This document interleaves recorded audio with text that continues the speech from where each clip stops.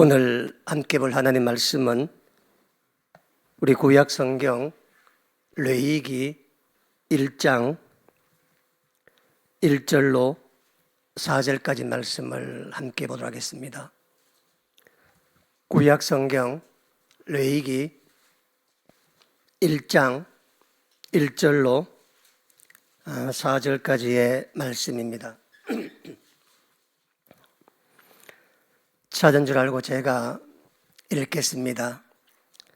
여호와께서 회막에서 모세를 부르시고 그에게 말씀하여 이르시되 이스라엘 자손에게 말하여 이르라. 너희 중에 누구든지 여호와께 예물을 드리려거든 가축 중에서 소나 양으로 예물을 드릴지니라. 그 예물이 소의 번제이면 흠없는 수컷으로 회막문에서 여호와 앞에 기쁘게 받으시도록 드릴지니라. 그는 번제물의 머리에 안수할지니 그를 위하여 기쁘게 받으심이 되어 그를 위하여 속죄가 될 것이라. 아멘. 할렐루야. 네, 반갑습니다. 이 유대인들의 신년을 로시 하사나라고 부르거든요. 이 로시라고 하는 말이 머리란 뜻입니다. 머리. 하사냐는 날, 이런 하루 이틀 이렇게 날을 말합니다.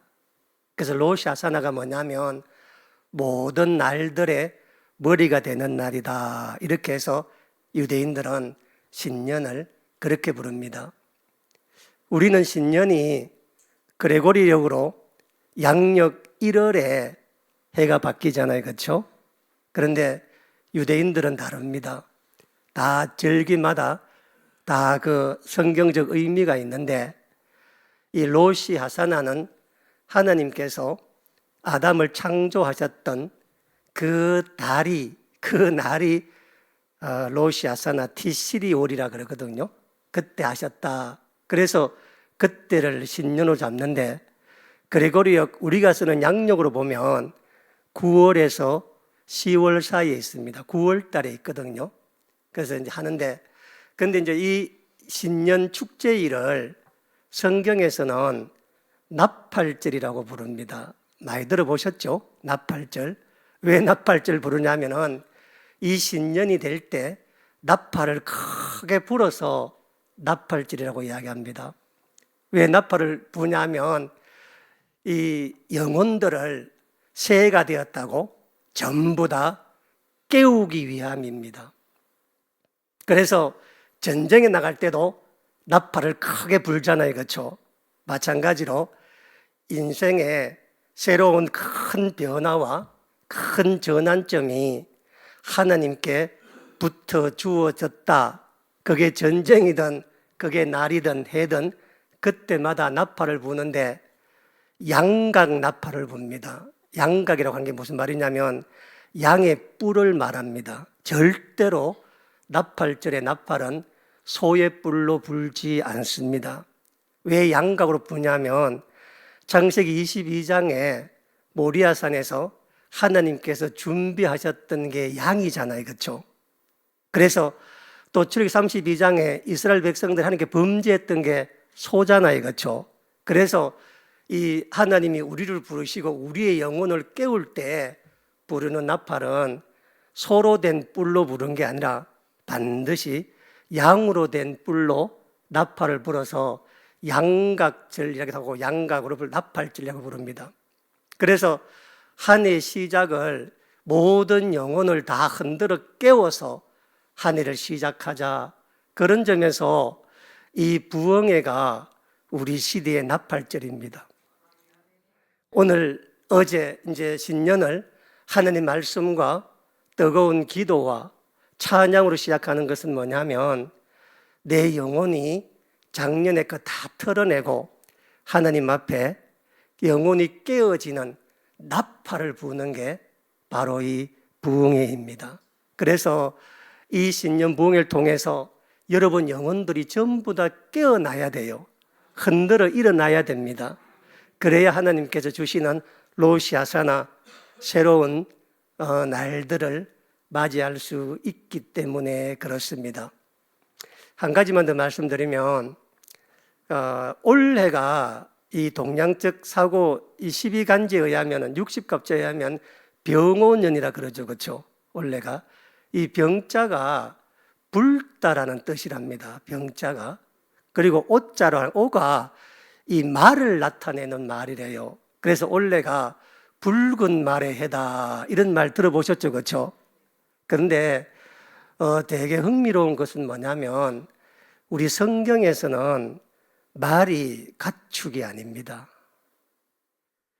이게 신구약 성경에 이 말 이야기가 많지도 않지만 나오는데 이 명시적으로 신구약 성경 전체에서 정확하게 말을 탔다는 단어를 써서 말을 탄 사람은 단 한 사람뿐입니다.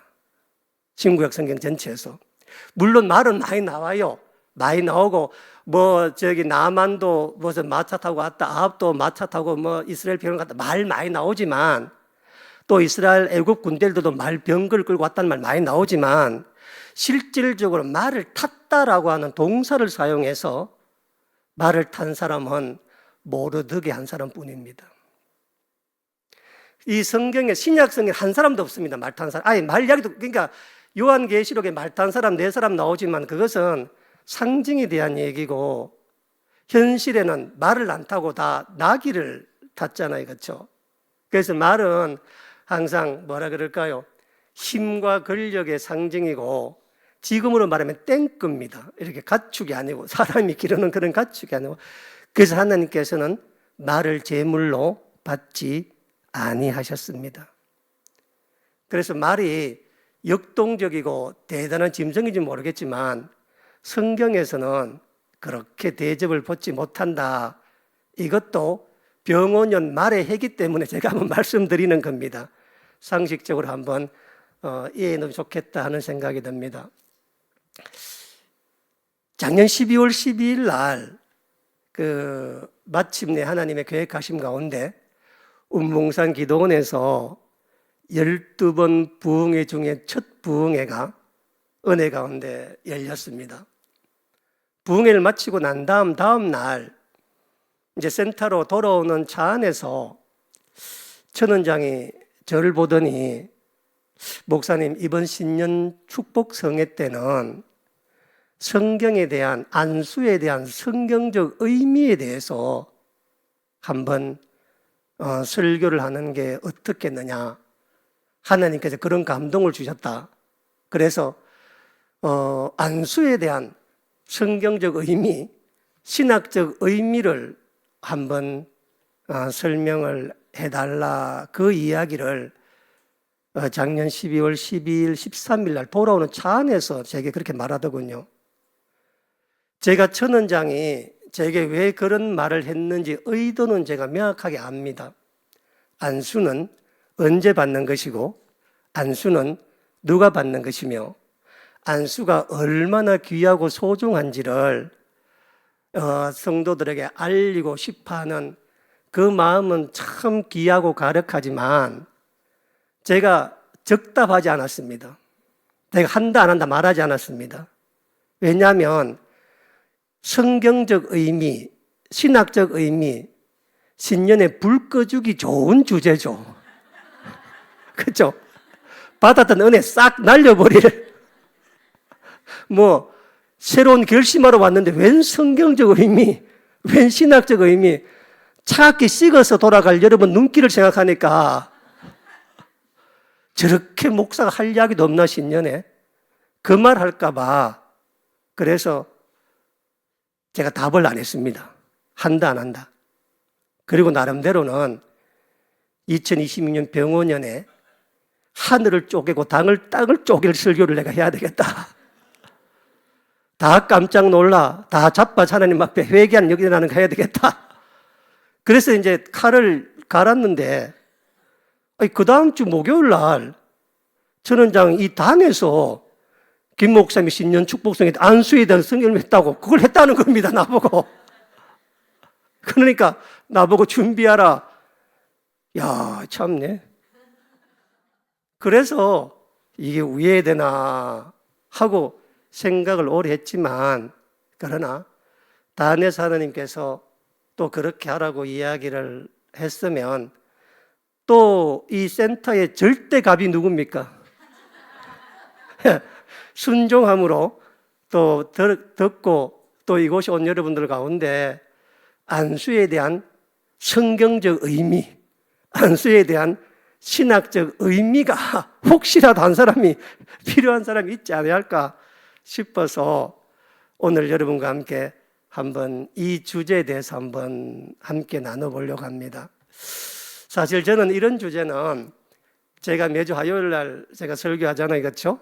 그때 성경 공부 시간이나 아니면 신학적인 이야기할 때 나누면 참 좋은 주제인데 신년 부흥회로 맞을까 싶기도 하지만 어쨌든 하나님께서 전원장이 운봉산 기도원의 예배 중에 그런 감동을 받았다. 그래서 오늘 제가 하는 설교는 감동받아는 설교입니다. 아시겠습니까? 그런데 감동받아는 설교를 여러분이 감동 못 받으면 누구 책임이에요? 다 여러분 책임입니다. 그래서 오늘은 무조건 다 감동반 여기나기를 축복합니다. 예, 하나님께서 준비하셔서 다 하는 게 아닌가 하는 생각이 듭니다. 우선 안수에 대한 먼저 이 성경에 나오는 개론적인 이야기를 몇 말씀 한번 드려볼게요. 안수라고 하는 것은 여러분이 상상하는 그대로입니다. 인격체가, 어떤 인격체가 다른 대상에게 손을 얹는 행위를 안수라고 이야기합니다. 그렇죠? 우리가 다 아는 거잖아요. 그렇죠? 얹는 행위인데 여러분이 생각하는 것처럼 안수가 반드시 기도와 연결되는 건 아닙니다. 안수가 기도와 연결되는 것은 신약 성경에 들어오면 됩니다.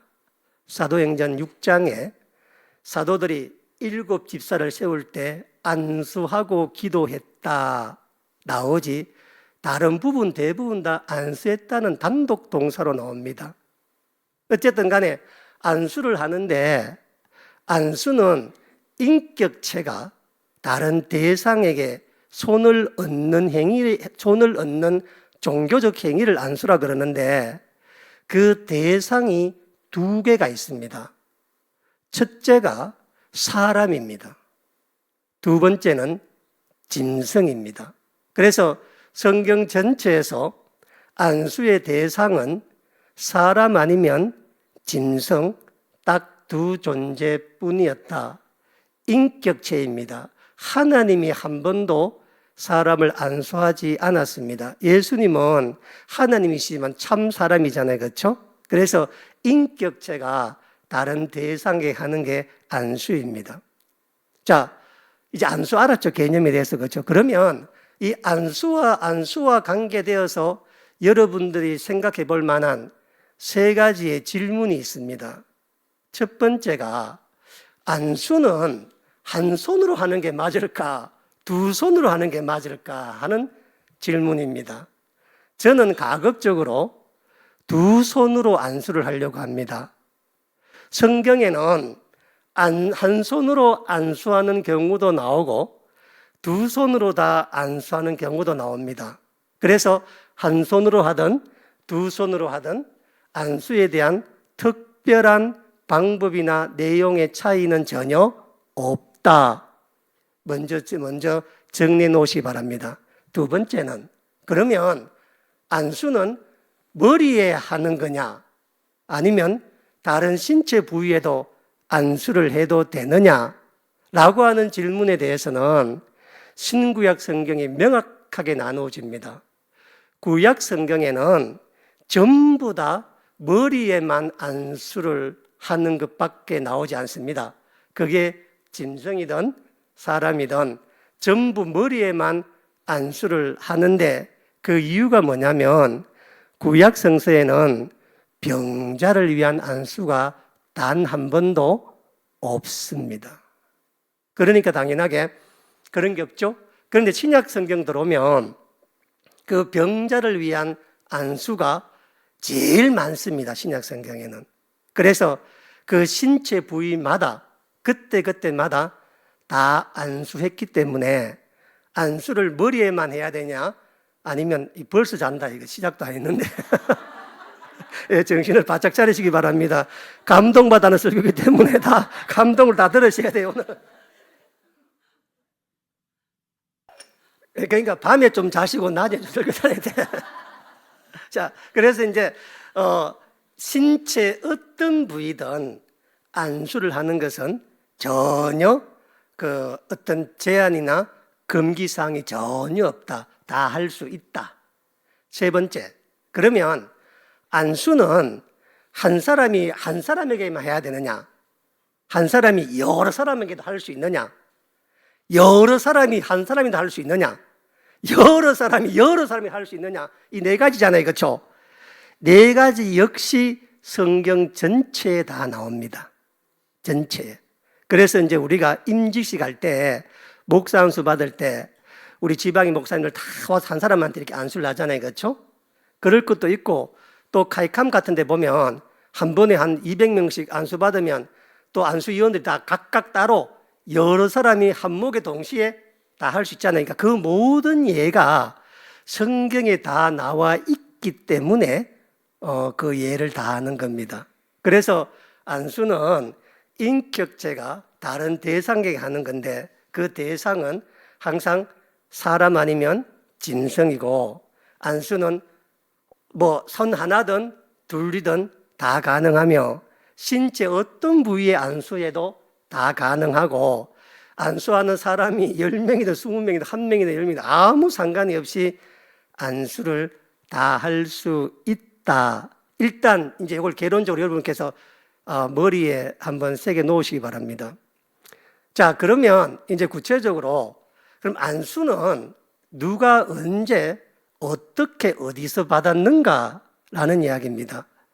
이것은 신약 성경과 구약 성경이 완전히 갈라집니다.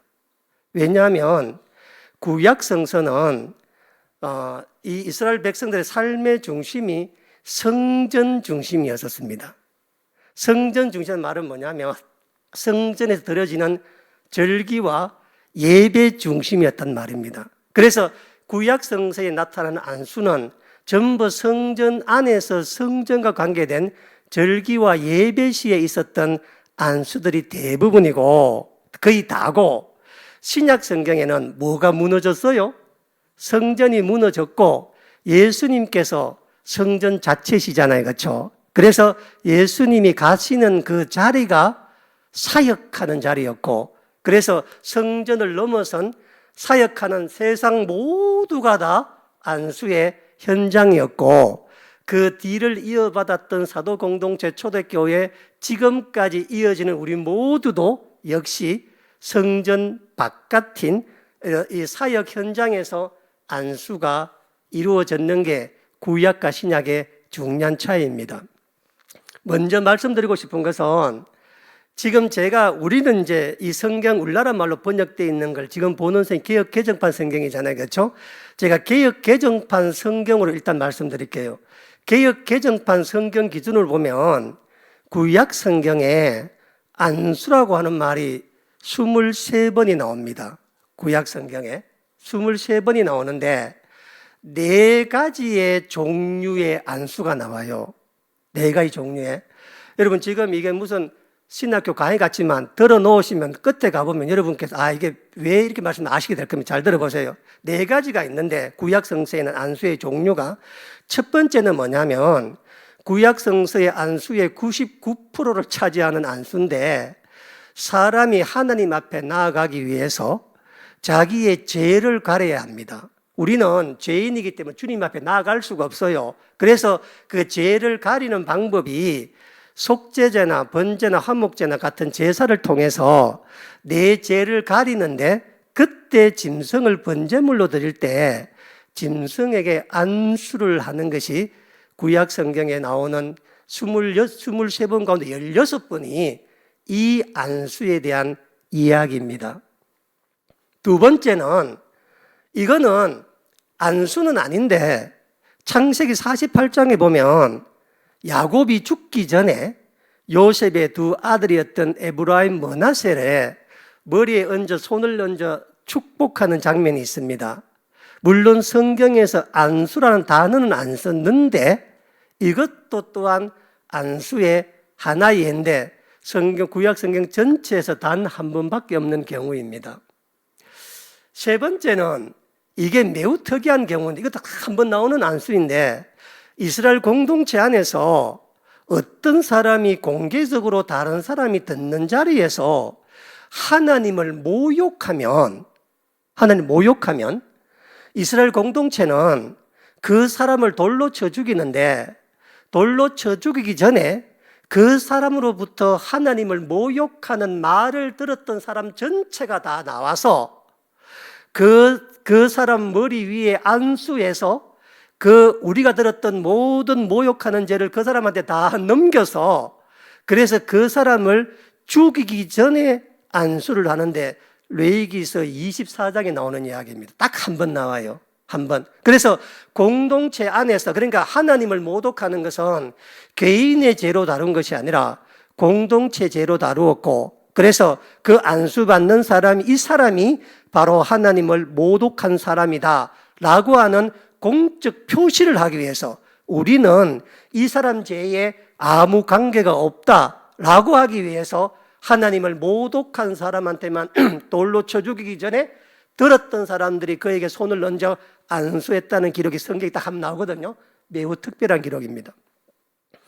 마지막 네 번째는 우리가 잘 알고 있는 레위인의 성별식 민수기 8장에 나오는 이야기입니다. 그리고 신명기 34장에 모세가 여호수아에게 그 임직을 해줄 때 있었던 건데 이 성경에서 말이죠. 참 특별한 게 뭐냐면 우리 생각에는 이 임직식이 되게 많았을 것 같고 제사장이 많으니까 그리고 안수가 되게 많을 것 같죠. 그렇죠? 그렇지 않습니다. 여러분 성경에서 구약 성경에서 임직식 때 임직을 위해서 안수를 한 경우는 딱 2번밖에 없습니다. 방금 이야기했지만 성막이 지어지고 난 다음에 이 성막의 일을 할 사람을 누가 해야 되느냐 라고 할 때 하나님께서 레위인을 지정해 주거든요. 레위인을 지정해 주는데 그 레위인들에게 이 일을 맡기는데 그때 누가 안수를 했느냐 레위인들한테 되게 흥미로운 점은 뭐냐면은 모세도 아니고 제사장 아론도 아니에요. 그러니까 이스라엘 백성 전체가 안수를 합니다. 왜냐 하나님 일을 해서 구분되기 위해서. 여러분 아론이 초대 제사장이잖아요. 그렇죠? 나답과 아비후가 그의 아들과 다 제사장이었잖아요. 그렇죠? 안수 기록이 전혀 없습니다. 물론 안수 받았을 거예요. 할 때. 그런데 성경에는 한 번도 안수 기록이 없고 아론이 죽고 난 다음에 호로산에서 엘야살에게 셋째 아들에게 제사장직을 위임할 때도 안수 없습니다. 어떻게 했느냐? 옷을 벗긴다. 옷을 입힌다. 그래서 구약 성경 전체에서 안수받은 사람 가운데 이름이 나와 있는 유일한 사람은 누구라고? 여호수아 한 사람뿐입니다. 여호수아. 저도 이번에 안수를 생각해 보면서 공부해 보면서 참 흥미롭다 하는 생각이 들어서 우리 생각에는 굉장히 많을 것이고 사람들이 여호수아는 모세가 안수를 했습니다. 여호수아는. 그래서 구약 성서는 안수가 성막 중심, 성정 중심이었기 때문에 사람이나 임직에 대한 그런 안수는 거의 없었고 나오는 이야기 거의 대부분이 사람의 죄를 속죄하기 위해 하나님 앞에 설 때 그때 자기 자신의 죄를 가리기 위한 짐승을 잡을 때 안수를 썼다 이 내용입니다. 자 그러면 신약 성경은 어떻느냐? 신약 성경에는 앞에 잠깐 설명드렸지만 신약 성경에는 반대로 짐승에 대한 안수가 한 번도 없습니다. 단 한 번도. 단 한 번도 없고 성격이 구약과 조금 달라지는데 신약 성경에도 안수가 4가지로 나눠줄 수가 있습니다. 첫 번째는 오직 예수님만 한 안수 행위인데 사람을 축복할 때, 어린아이를 축복할 때 예수님께서 안수를 하셨습니다. 이거 한 번뿐이에요, 성경에 보면. 두 번째는 가장 많이 나왔던 게 병자에 대한 안수입니다. 그래서 신약 성경에 구체적으로 그 병을 갖고 안수를 했다는 기록이 전부 10번이 나오거든요. 10번 나오는데 예수님에 의해서 8번이 행해지고, 이 다메섹에서 눈에 비늘이 끼어서 앞을 못 보던 이 사울에게 하나님이, 예수님이 아나니아 보내 눈에 안수하는 장면이 나오거든요. 그리고 그 뒤에 바울이 병자를 위해서 안수하는 장면 한번, 전체 10번이 구약 신약성에 21번 나오거든요, 안수에 대한 이야기가. 그 중에서 10번 이상이 병자에 대한 안수였다. 그리고 세 번째는 신약 성경에만 나오는 안수인데, 사도들이 예수를 믿고 침례를 받은 사람들에게 성령의 은사를 받기 위해, 성령 충만을 받기 위해서 안수를 하거든요. 그래서 사도행전 8장에 보면 사마리아 성의 사람들이 예수 믿었던 말을 듣고 베드로와 요한이 가서 안수할 때 성령을 받잖아요, 그렇죠? 그때, 그리고 그 에베소서에 있는 사람들이 이 사도 바울이 가서 안수할 때 성령을 받았다, 2번 기록이 나옵니다. 이렇게 구약 성전에 없는 성령을 충만하게 받기 위해서 안수할 때 안수가 나옵니다. 마지막 네 번째는 임직식은 구약과 똑같아요. 임직식은 구약과 똑같은데 신약 성경 전체에서 임직식, 안수를 받은 사람은 딱 3사람뿐입니다. 우리 되게 많을 거다 생각 들어요. 되게. 첫 번째가 뭐냐면 사도행전 6장에 7 집사를 세우잖아요, 그렇죠? 7 집사 안수하에 세웁니다. 그때는 사도들이 세웁니다. 자, 사도행전 13장에 가보면 안디옥 교회에서 1차 전도 여행을 떠나는 바나바와 사울을 구별하여 안수하여 보내잖아요, 그렇죠? 그렇잖아요? 그때 안수는 누가 했느냐? 안디옥 교회 교사들과 선지자들이 합니다. 디모데전서 4장 14절에 가보면 디모데를 세우는데, 안수하에 세우는데 그때는 누가 세우느냐? 그 교회 장로들이 세웁니다. 그러니까 안수를 보면 특별히 누가 세웠다, 누가 했다 그런 기록들이 없고 참 다양한 상황과 내용 속에서 이 안수가 이루어졌다, 이 안입니다. 자, 여기까지가 신학교에서 하는, 신학교 학부 과정에서 하는 개론입니다. 자, 지금부터는 대학원에 들어가야만 한번 볼 수 있는 이 심화 학습, 이 안수가 어떤 의미인가? 여러분께서 이 신년이 꺼져 왔는데 학부 과정과 독과정 안 되지 않겠습니까?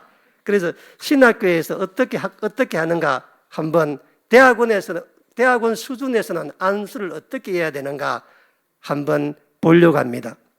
자, 제가 아까 설명드릴 때 구약 성경에 23번, 신약 성경에 21번 안수라는 말이 나온다고 했지만 제가 무슨 기준이라고 말했어요? 개정판 성경 기준이라 말했죠. 원어란 말 안 했죠, 그렇죠? 제가 우리나라 성경 번역했던, 우리가 보고 있는 개정판 성경으로 본 겁니다, 지금까지는. 그럼 이제는 원어로 이제 안수가, 이 사마크라고 하는 이 히브리어 원어로 안수가 어떤 의미인가, 그게 어떤 의미인가라는 걸 보려고 해요. 왜 그러냐면, 그러니까 우리나라 성경에는 안수라고 하는 말로 번역이 되어 있지만 히브리어 원어 성경에는 안수라는 단어가 사용되지 않는 예가 굉장히 많아요. 그러니까 이제 우리나라 말로 번역하면서 손을 얹었다 그러니까 예전에 한문으로 번역할 때 있지 않습니까? 그때는 안수 말고 다른 말로 번역할 말이 잘 없잖아요, 그렇죠? 손을 얹었다 그러니까. 예를 들면 출애굽기서에 그 짐승의 머리에 손을 얹었다라고 원어에는 기록되어 있는데 우리 성경에는 3번이나 안수했다고 나와 있습니다. 그래서 여러분들이 안수가 뭘까? 누가 받고 누가 했고 어떤 의미로 줬느냐라고 여러분들이 이해하려면은 안수가 갖고 있는 성경적인 본래적 의미를 여러분들이 되게 깊이 생각을 해야 합니다. 자, 그러면 성경 전체에서 안수라고 하는 사마크라고 하는 이 히브리어 단어가 언제 처음 나오는가? 왜 하나님이 이 단어를 주셨는가? 왜 하나님이 이 안수를 하라고 하셨는가에 대해서 우리가 알면은 신구약 성경 전체에 안수가 어떤 의미인지를 알지 않겠습니까? 그렇죠? 제일 처음 나왔을 때 그때 그 상황을 알고 하나님의 본래 뜻을 안다면은 우리가 안수 받을 때, 안수할 때 그게 무슨 의미인지 제일 잘 알 거 아니겠습니까? 그렇죠? 자, 그게 언제냐? 오늘 보았던 본문 레위기서 1장 4절 말씀에 여기에 나오는 4절에 안수 나오죠. 그렇죠? 이 안수가 성경 전체에서 하나님께서 본래 말씀하셨던 안수라고 하는 그 단어의 첫 번째 시작이 레위기 1장 4절인데 잘 보세요. 다 같이 한번 봐봐요. 자, 4장 1절 보면 그는, 그의 공표세, 그는, 여기 그라고 하는 게 누구냐면요, 하나님 앞에 나오는 사람을 말합니다. 하나님 앞에 나오는 사람. 그는, 자, 번제물의 머리에 뭐 한다고? 안수할진 줄치세요. 누굴 위하여? 그를 위하여 받으심이 되어 줄치세요. 누구를 위하여? 그를 위하여 속죄가 될 것이라. 자, 다시 한번 읽어볼게요. 성경의 첫 번째 나오는 안수의 명령, 첫 번째 나오는 안수를 언제 해야 되느냐? 이렇게 하라. 안수는 이때 하는 거야? 안수는 누굴 위해 하는 거야? 안수는 뭐 때문에 하는 거야? 안수는 왜 하는 거야? 라고 하나님께서 모세가 40일 금식하면서 시내산에 올라가 말씀을 받을 때 주신 말씀인데 내용이 뭐냐면은 어떤 사람이 자기의 죄를 속죄하기 위해, 이 말은 뭐냐면 하나님 앞에 나아가기 위해서 자기의 죄를 가리기 위해서 제물의 머리에 안수할지니 이 안수는 그를 위하여 제물을 드렸던 본인을 위하여 하나님께서 기쁘시게 받게 하기 위함이고 그리고 본인을 위하여 속죄가 되어진다. 자, 날 보세요. 날 봐요. 성경에서 말하는 안수는 남이 내게 하는 안수가 아니라는 겁니다. 그러니까 처음 하나님께서 안수라고 하는 말씀, 안수해라, 안수가 필요하다라고 하는 말씀을 했던 첫 번째가 레위기 1장 4절인데 이때 안수는 남이 내게 하는 안수가 아니라 내가 나를 위하여 내 대신 죽을 짐승에게 내가 안수하는데 나를 위하여 하나님 앞에 속죄되기 위해서 드리는 게 안수다. 자, 일단 정리됐죠, 그렇죠? 그러니까 성경에서 하나님께서 말씀하시는, 대학은 수업 갔습니까? 그렇죠. 혹시 이해 안 되면 이건 나중에 녹화가 되고 우리 유튜브에 올라가니까 다시 한번 들어보시기 바랍니다. 그러니까 성경에서 하나님께서 그러니까 안수는 정신이 가장 중요해요. 안수 정신이. 왜 안수를 만들었는가? 여러분이 오해하는 것 중 하나, 오해보다기보다 여러분이 잘 모르는 중 하나가 내가 번제를 드릴 때 그 번제를 드리는 그 제물에게 안수도 제사장이 하고 번제 드리는 제물도 제사장이 잡는 걸로 대부분 다 알고 있어. 전부 다. 그렇지 않습니다. 이 제사는 제사장을 위해 드리는 거예요? 나를 위해 드리는 거예요? 나를 위해 드리는 거예요. 여러분이 이곳에 와서 안수 받을 때 천원장에게 복 달라고 안수 받는 거예요. 여러분께서 복받게 안수 받는 거예요. 아이, 당연하지 않습니까? 여러분이 가서 뭐 그런 게 아무도 없잖아. 이 정신, 이걸 반드시 기억해야 돼, 이거 정신을. 자, 그래서 안수 드리는 사람이, 하나님께 제물을 드리는 사람한테 첫 번째 안수하라는 명령이 나오고, 이 안수가 구약 성경의 99% 안수라다. 이 안수가. 그래서 내가 하나님 앞에 나아가야 되는데, 그래서 제물을 드릴 때 내가 그 제물 위에 안수를 하고 내가 그 제물을 잡습니다. 제물도 누가 잡아? 내가 잡아야 돼. 이 안수는 뭐냐면은 누가 죽는 거야? 내가 죽는 거야, 내가. 안수는. 내가 잡는데 내가 딱 잡고 나면은 여러분 성막에 가보면요. 성막 뜰이 있잖아요. 이게 바깥 뜰이 있고 안에 성막 있잖아요. 성소, 지성소가 있고 성막 휘장을 물내고 딱 들어가면 번제단이 있어. 그 짐승 잡는 데가 있다고. 거기서 내가 안수하여, 제사장 옆에 있어요. 내가 안수하여, 내가 양이든 소든 내가 잡아요. 내가 잡고 나면 그 다음부터가 제사장의 일이라. 제사장이 잡았던 짐승의 피를 번제단 내 양쪽 뿔이 있어. 번제단 뿔에다가 피를 이제 이렇게 손으로 찍어 발라요. 찍어 바르고 난 다음에 그 제사장이 잡았던 번제물을 각을 떱니다. 뼈와 살을 해체하고 그걸 분리를 해요. 분리를 해서 번제단에 불을 태우잖아요. 내장이나 정강이는 물로 다 씻어가지고 이렇게 이제 태우는데, 태우는, 하나님께 이 향기가 올라가도록 하는 태우는 일은 제사장이 하지만 뭐는 내가 해야 돼? 안수하여서 짐승을 갖고 와서 안수하여서 그 짐승을 잡는 것은 내가 해야 돼. 이거 보통 일 아니라. 닭 한 마리 잡아봤어요? 아무도 못 잡아. 이게 무슨 얘기냐면요. 내가 한 마리의 생명을 죽이는데 이 죽임이 내 대신 죽는다라고 할 때 내가 내 앞에서 내 손으로 이 생명의 죽어짐을 보면서 내가 씌워진 죄의 무게가 얼마나 무겁고 큰가, 얼마나 심각한가.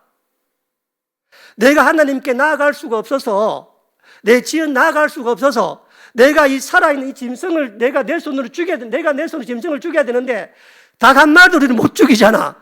죽이는데 이 죽이면서 내가 지은 죄가 얼마나 심각한가 하는 것을 하나님의 번제다, 하나님 앞에 와서 자기를 통회하고 가슴을 치고 나가는, 이게 신약 성서식으로 하면 뭐야 이게?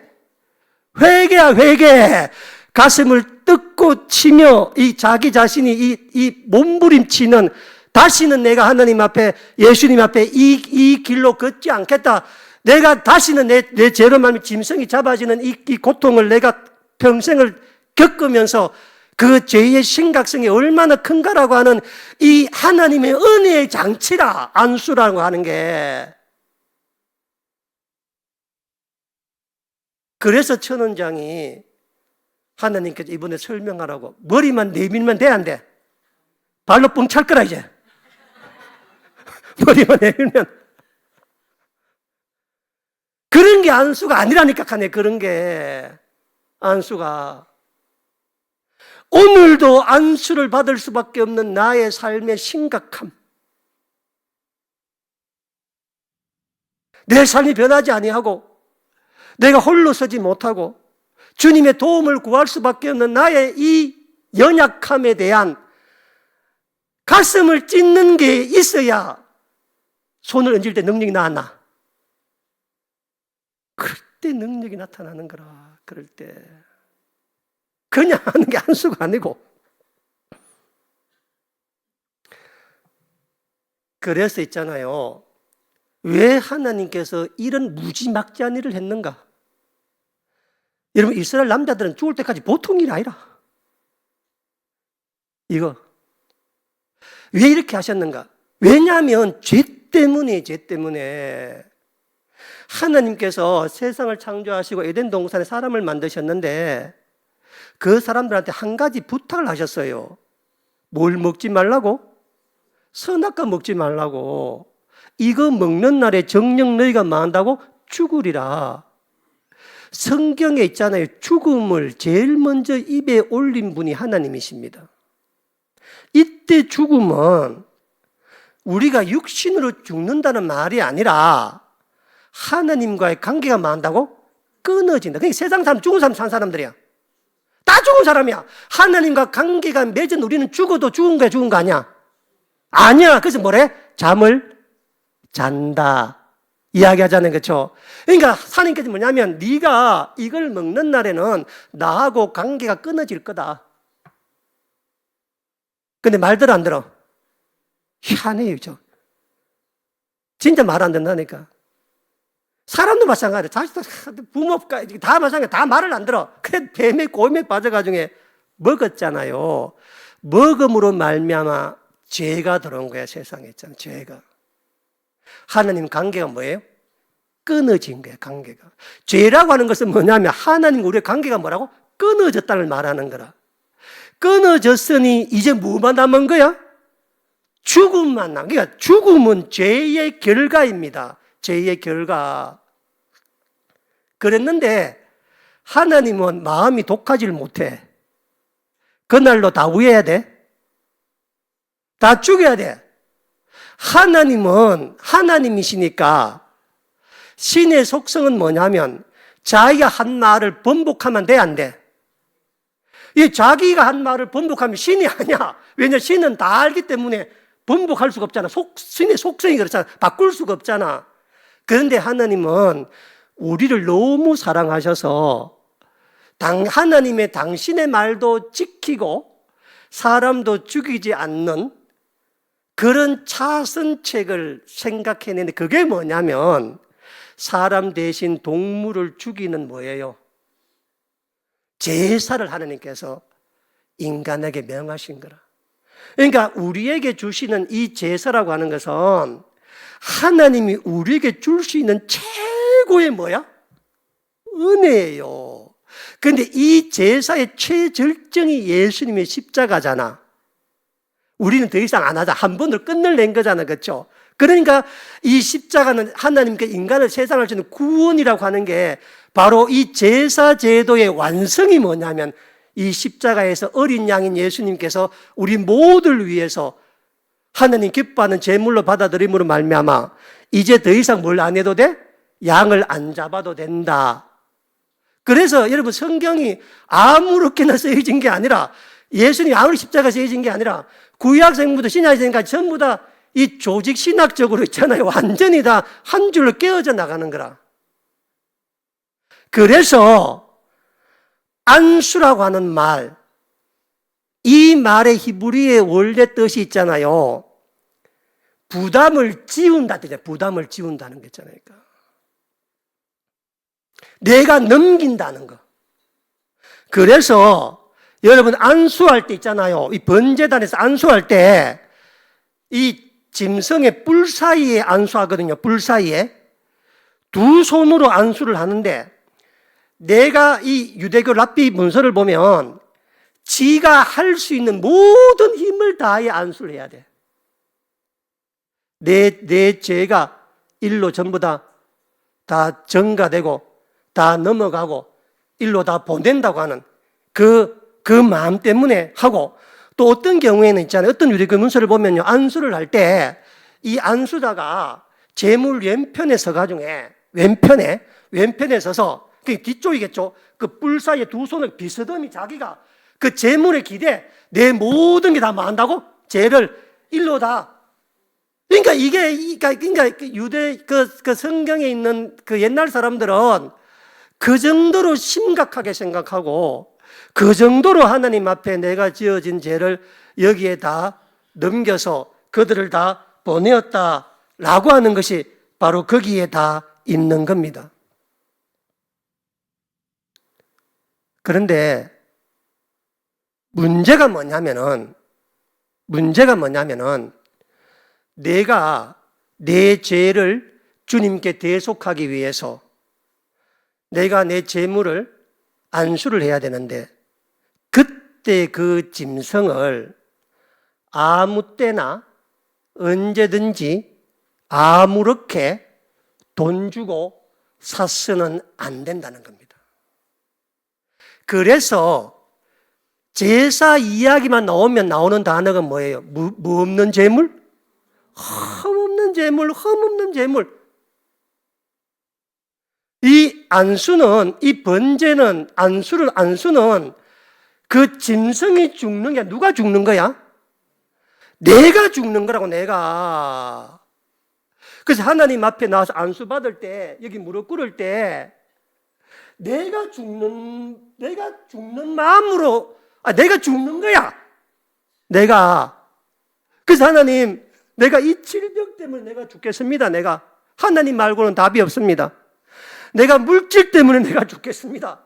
그래서 안수를 받으러 나온다는 것은 내가 하나님 앞에 이게 내가 죽어야 되는데, 내가 죽지 않고 내 대신 하나님께서 짐승을 잡아서 그 짐승 때문에 내 죄가 가리워져서 잠시나마 내가 하나님 앞에 설 수 있는 자격을 받는 거거든요. 그 번제라고 하는 게, 속죄제라고 하는 게, 속죄제, 속건, 화물 다 마찬가지입니다. 한목 다 마찬가지. 그 제라고 하는 게 그렇게 받는 거거든요. 자, 그렇게 받을 때, 그러면은 내가 죽는 게 아니라 내 대신 짐승이 죽지만 사실은 내가 죽는 거기 때문에 그 재물을 구하는 절차가, 그 내용이, 그 과정이 이 번제 안수의 핵심입니다. 핵심. 그래서 뭐를 하라는 거라? 흠없는 것들을 가지고 오라. 이렇게 이야기를 자꾸 하잖아요. 흠없는 거 이야기 하잖아요. 그렇죠? 그래서 아무 때든지 언제든지 어디서 간지 돈 주고 짐승 사면 돼, 안 돼? 안 됩니다. 왜? 여러분의 생명을 돈 주고 살 수 있어? 성경은 엄격하게 그 하나님께서는. 왜냐하면 내가 내 생명을 드리는데 아무 때나 언제든지 안 됩니다.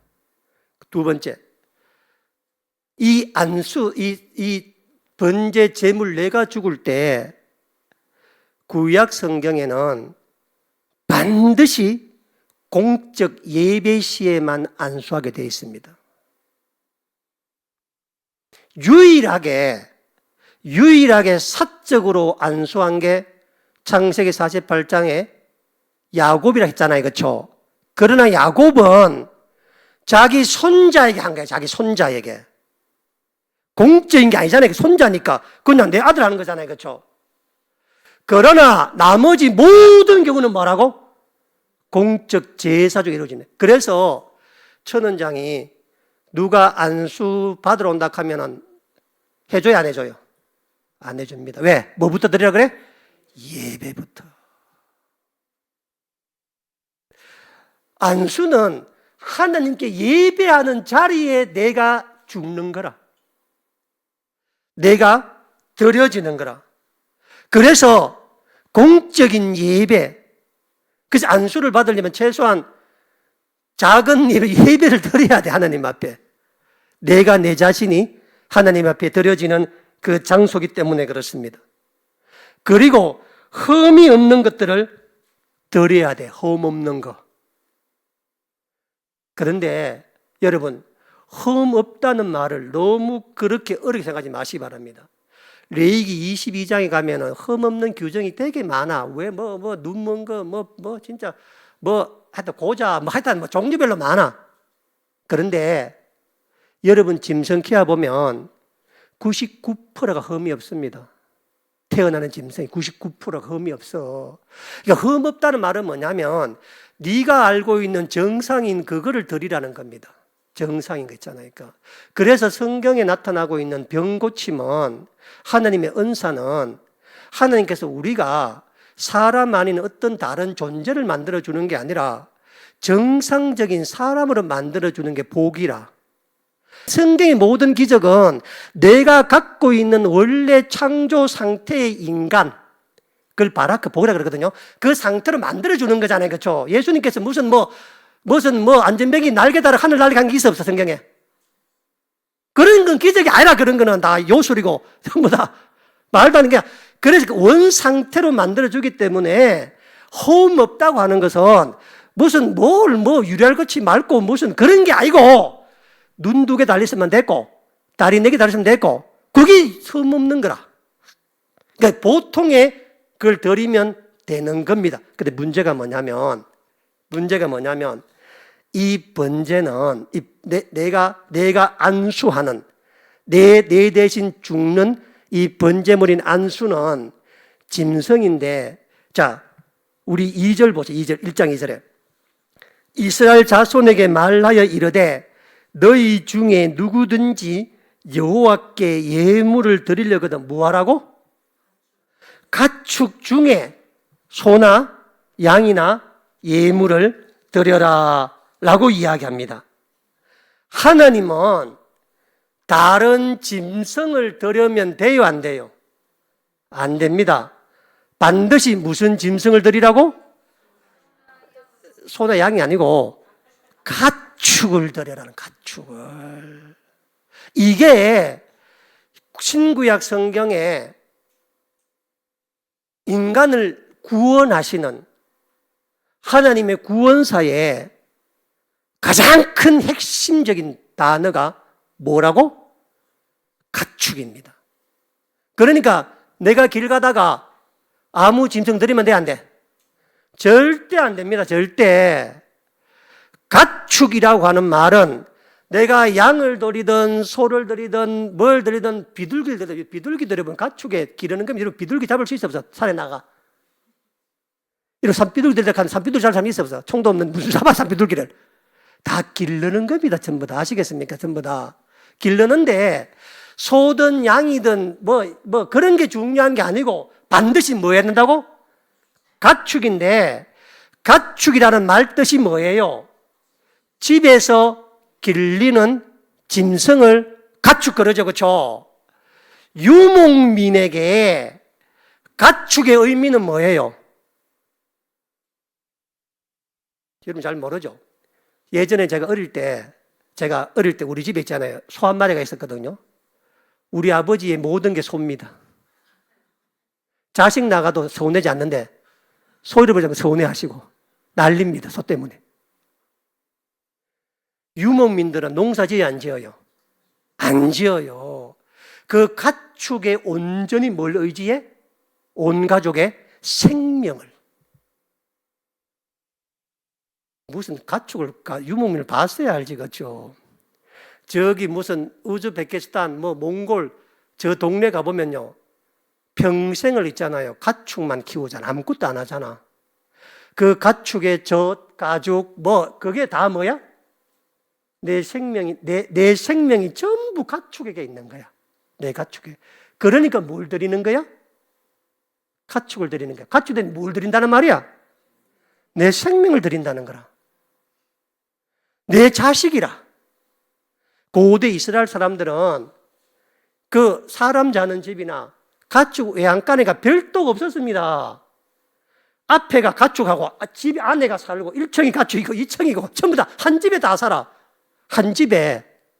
가축이 얼마나 귀했느냐. 지금은 흔해 빠져가지고 돼지고기도 맛이 있니 없니 이야기하지만 옛날 사람들한테 생각해 보세요. 고기를 우리가 언제 먹었다 한번 생각해 보시니까. 그러니까 유목민들은 전부 다 자기 집에 가축이 있는데 그 가축은 어릴 때부터 자기가 받아가 어릴 때부터 막 키워서 막 이렇게 만들어가. 자식이야, 자식 아니야? 자기 생명이야. 하나님께서 예수님이 누구시라고? 하나님 자신이잖아, 그렇죠? 왜 예수님 십자가에 못 박아? 번제물로. 우리가 가축을 똑같아. 그 가축이라고 하는 것은 여러분 보세요. 여러분 내가 이래볼게. 개 키우는 사람 있어요? 개 키우는 사람? 뽀삐 키우죠? 뽀삐 하는 게 드려라. 얘 울고 보고 날랄거야, 맞지, 뭐야. 우리 박준희사님, 개 좋아하시는 집에 키우는 개 하나님께 바쳐라. 집사님이 가서 목 따고, 아마 의학에서. 지금 동물은 반려동물 그러죠. 반려자 그러죠, 반려자. 참 기가 막힙니다. 근데 어쨌든 간에 난 그렇게 생각해. 근데 우리 한장님 집에 가도 개 한 마리 있더라고, 내가 보니까. 근데 이거는 우리 가족이잖아. 그래서 가축을 드려라. 다른 동물 절대 안 돼. 하나님께서 반드시 가축을 갖고 와서 가축 위에 네가 안수하고 가축을 네 손으로 죽여라. 누굴 죽이란 말이라? 나를. 그러니 내가 그 짐승에게 안수할 때 번제단 앞에서 눈물 나 안 나? 왜냐하면 이놈이 새끼 때부터 바다가 우여곡절 끝에 다 내가 먹이고 재우고 잠재우고 한 집에 살았던 내 자식이나 뭐가 달라? 내 자식이나. 그런데 그 자식을 내 죄 때문에 하느님 앞에 올려드리는 게, 안수하는 게 나를 죽이는 거잖아요. 그렇죠? 나를. 그러니까 이게 그냥 우리는 단순하게 뭐 번제 드렸다, 뭐 짐승 드렸다 이런 얘기를 하지만 이게 보통 문제가 아니에요. 더 큰 문제가 뭐냐면 3절에 그 예물이 소의 번제이면, 이게 소를 예를 드는 거라. 항상 소가 나오거든요. 왜 소를 자꾸 예를 드냐면은, 왜 숫소를 드리자고 자꾸 성경에서 말하냐면은, 고대 근동에서 숫소가 힘의 상징입니다. 힘의. 그래서 애굽에 전부 다, 애굽의 신들이 다 소고, 소 타고 다니고, 소도 하나 그렇지. 심지어 힌두교도 진짜 무슨 그 최고신 소 타고 다닌다고 이야기하고, 그래서 소들 다 살리자는 거죠. 그리고 또 출애굽기서 32장에 무슨 소를 만들어? 금송아지 만들잖아. 그래서 사람이 제일 힘 세다고, 제일 능이다고 믿는 부의 상징, 권리 상징, 그 소를 하나님께 드림으로 말미암아 제일 귀한 분이 그거다. 어제 전 원장님이 했던 11조 예물과 같은 겁니다. 헌금 드린다고 하는 얘가. 그 소를 드리는 거야. 자, 소를 예를 든데 소가 번제이면 흠없는 수컷을 줄치세 어디서 드리라고? 회막문, 여기 회막문 앞에서 라고 하는 것은 뭐냐면은 이 성전 있잖아요. 한쪽 변이 45m, 45m, 이쪽 25m 큰 천이 있거든요. 이렇게 큰 천으로 있거든요. 천 안에 성막, 회막이 있거든요. 성막, 그 반 따라와서 앞쪽 성소, 뒤에 지성소, 앞에 있다고. 그 성막 앞 번제단 앞에 드려야 된다고. 자, 그러면 보세요. 이 번제에서 이 하나님 앞에 속죄를 받을 때, 내가 하나님 앞에 나아갈 때 제일 힘든 게 뭐냐면 흠없는 소를 키우는 게 아니야. 왜냐하면 흠없는 소 키우는 거야, 짐승 키우는 거야. 내 직업이 뭔데? 영업민인데 그게 뭐가 그렇겠지? 맨날 하는 일이 그 일인데, 그렇지, 뭐가 문제겠어? 큰 문제가 아니야. 문제가 뭐냐면요, 내가 키웠던 그 가축을 어디까지 끌고 와야 돼? 회막문까지 끌고 와야 돼. 사면 돼, 안 돼? 안 된다니까, 사면. 한번 생각해 보세요. 예루살렘 성전이 요단강 서편에 있습니다. 요단강 서편에. 땅 분배받을 때 르벤 지파, 갓 지파, 므낫세 반 지파가 어느 땅을 요구해요? 요단강 동편 모압 지역 땅을 요구하잖아요. 그렇죠? 그러면 이 르벤 지파가 요구했던 이유가 뭐냐면 그 목초지가 많아가, 가축이 많아가 요구한 거야, 그거를. 자, 그러면 내가 이제 번제 드리러 가. 그러면 지 집에서 키운 거 끌고 가야 되잖아. 그렇죠? 그 옛날에 그 소 한 마리를 끌고 흠없이 예루살렘 성전가 며칠 걸렸겠어? 길이 있나? 5톤 트럭 전화하면 와야 안 와요? 안 와요. 끌고 가야 되는데, 여러분, 끌고 가는 그 시간, 아브라함이 모리아 산에 가는 3일 길이라. 자기 자식 보잖아. 끌고 가는데 그 먼 거리에 흠이 있으면 안 돼, 안 돼? 맨날 밤을 자고 가야 돼. 나는 못 마셔도 손은 마셔야 돼, 안 마셔야 돼, 물을? 먹여야 돼. 나는 못 먹어도 손은 먹여야 돼, 안 먹여야 돼? 먹여야 돼. 가는 내도록 소에게 흠이 있을까 봐. 그래서 강 건널 때, 도적 만날 때, 뭐 할 때 잠이나 자, 안 자? 잠도 못 자요, 잠도. 그러다가 흠이 생겨. 왜 돼, 그럼? 다시 집에 가야 돼. 갔다가 가축 없으면 다시 또 키우면 그만큼 뭐 하나님 앞에 서지를 못하는 거라. 여러분, 번제를 드리지 아니하면은 이런 생각 들잖아. 아이고 목사님 난 번제 아들 합니다. 까짓 뭐 그게 뭐 중요하냐? 나 이제 예배 안 올 거라. 집에서 예배 드릴 거야. 그런 사람 있어 없어? 여러분, 번제를 안 드리는 사람한테는 3가지의 페널티가 있습니다. 3가지. 우리 식으로 말하면 예배를 안 드리려면 집에 드리지. 뭐 내가 교회까지 왜 안 내가? 여러분, 그래서 번제 드리는 장소까지 가는 게 제일 큰 문제야. 제일 큰 문제. 예배 드리러 오는 데까지가 제일 큰 거야. 그래서 꼭 예배 드리면 11시, 10시 59분 59초에 도착을 해. 좀 빨리 안 오고. 집에서 꾸무댄다고. 첫 번째는 평생을 살아가면서 번제를 안 드린 사람은 하나님의 이름을 부를 수가 없습니다. 왜? 번제는 내 죄가 가리워져 하나님 앞에 설 수 있는 자격을 받는 게 내 속죄제거든요. 그런데 번제를 한 번도 안 드렸기 때문에 주님 앞에 내 죄가 드러나 있기 때문에 주님 앞에 설 수가 없는데 그때 하나님을 부르면 하나님이 쳐 죽이십니다. 그 죄 때문에. 그런데 살다 보면은 깜짝 놀라서도 아이고 하나님 갈 수 있어 안 할 수 있어? 오 마이 갓 그래 안 그래? 좀 무서워 보이소. 오 마이 갓 그러잖아 나도 모르게. 그러면 그 짓을 뭐 한다고? 죽임을 당한다고. 우리가 살아가면서 단 한 번이라도 하나님께 기도 안 할 끝에 평생 살아가면 내가 믿든 안 믿든 간에 내가 믿든 안 믿든 간에 내 남편이 수술 받는데 내가 수술 받는데 내 아들이 수술 받는데 아이고 하나님 가야 않게 고적심 한다고? 바로 죽임을 당해.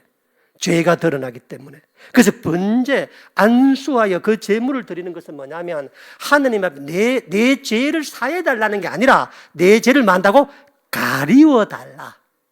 가리워. 그래서 하나님 앞에 잠시나마 이 번제 앞에 나가는 나를 용납해달라는 뜻이거든요. 그러다가 절대 평생을 살아가 하나님이 한 번도 못 불렀다가 난리나. 두 번째는 율법과 말씀을 한 번도 봐서는 안 돼. 들어서도 안 돼. 세 번째는 신명기 23장의 여호와의 총회에 들어올 수 없다는 겁니다. 이 말은 뭐냐면 하나님께서 자기 백성으로 삼지 않는다는 겁니다. 그러니 예배 와야 돼. 집에서 예배 드리면 돼? 안 돼. 와야 돼요. 하나님께서 굳이 네 집에서 번제 드리지 왜 성전까지 나오라 그랬느냐? 그 긴 준비 과정을 통하며 하나님 만나가는 과정을 통하면서 내 죄의 심각성과 내 죄가 하나님께 연락되고 용서받아지고 사해졌다고 하는 그것을 알게 하기 위한 우리의 모든 삶의 전 과정이 뭐라고? 예배라는 겁니다. 그래서 예배는 여기 성전에 와서 시작되는 거예요? 아니면 송아지 놓을 때 시작되는 거예요? 송아지 놓을 때부터. 내 집에서부터. 내가 준비를 철저하게 해야 돼. 안수 받을 때 머리만 내리면 돼, 안 돼? 왔으니까 안 받고 갈까? 아닙니다. 집에서부터 하나님, 오늘 내가 주님 앞에 나아가는데 내 죄가 있어 못 가는데 오늘 하나님 앞에 그 죄를 가려해 주셔서 내 죄를 받기 위해서 하나님 내 제물로 드릴 때 하나님 안수 받을 때 그 마음 되게 해달라고 내가 있잖아요. 그렇죠?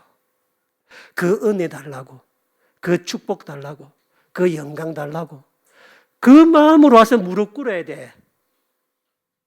우르르 와가 무슨 막 시장통에 무슨 호떡 사듯이 막 와가 막 줄 서가 받는 게 아니고.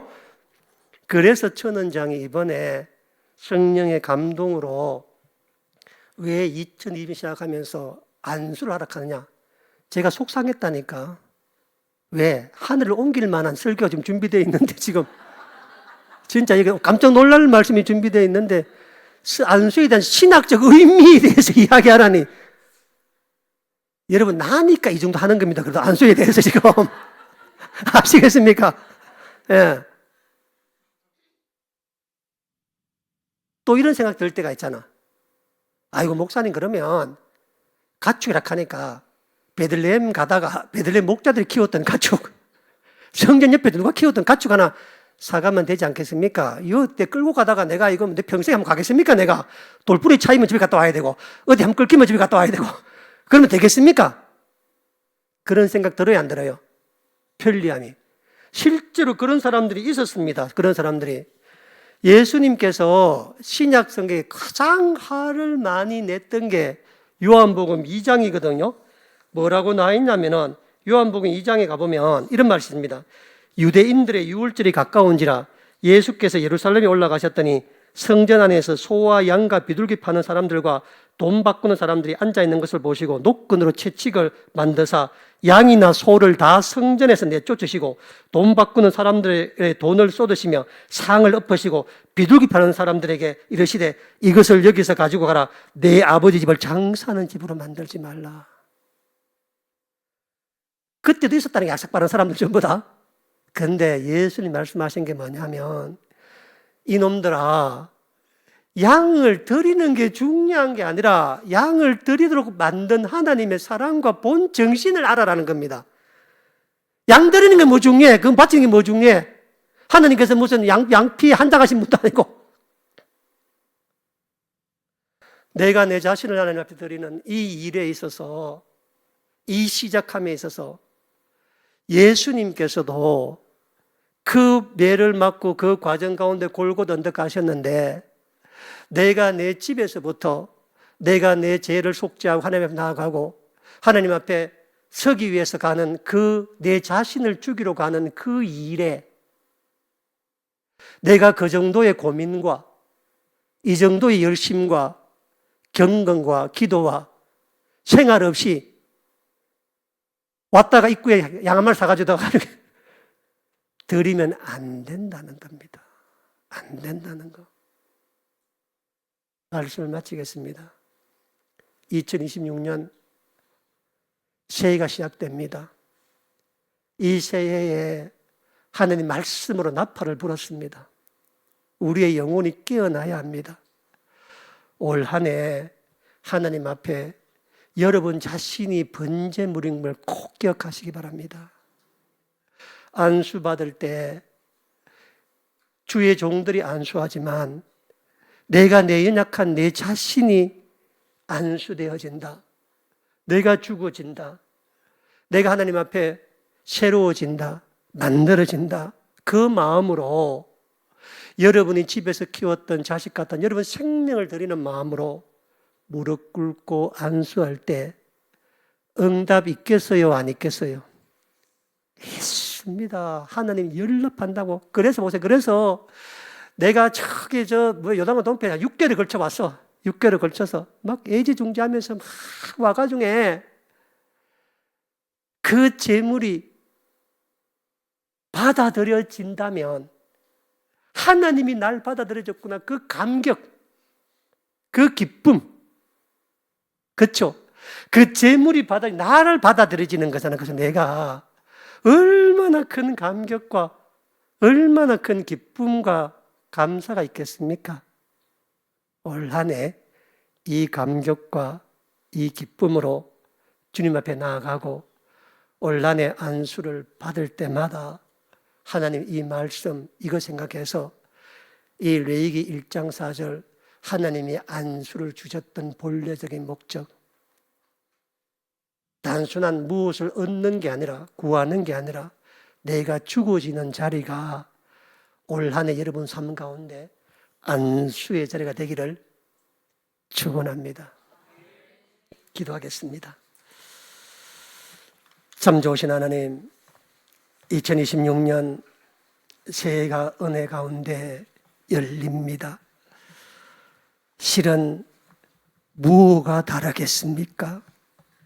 2025년이나 지금이나 무엇가 다르겠습니까?